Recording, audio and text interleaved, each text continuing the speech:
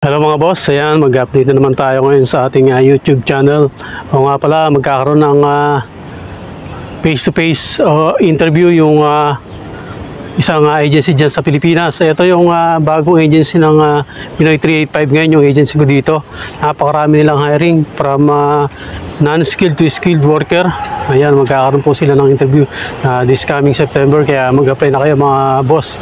Ito nga pala yung agency, ito yung Premier Global Recruitment. Ayan, ito po yung agency.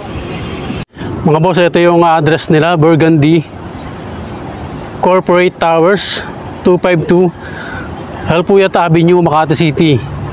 Ayan, so ipapakita ko na rin sa inyo dito yung mga hiring na pwede nyo applyan mga boss.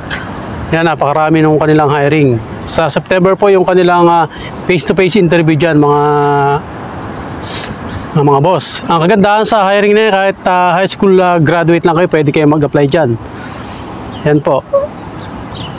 So ito yung best way best time para mag-apply po ng Europe. So yung per months, ayan, dahil ito yung hiring na to ay paghahanda nila yan para sa next summer season.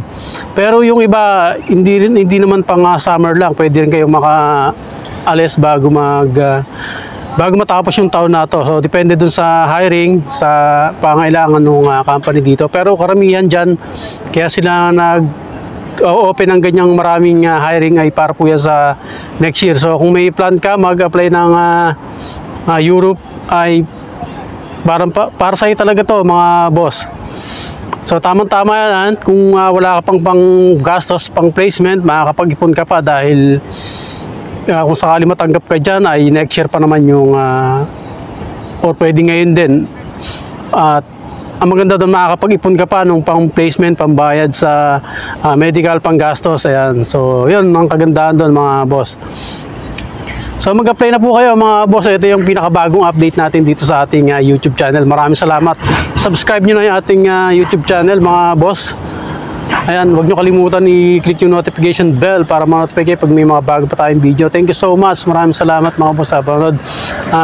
10,000 na subscribers na po tayo. Maraming salamat po. Sana dumami pa tayo mga boss. Thank you so much.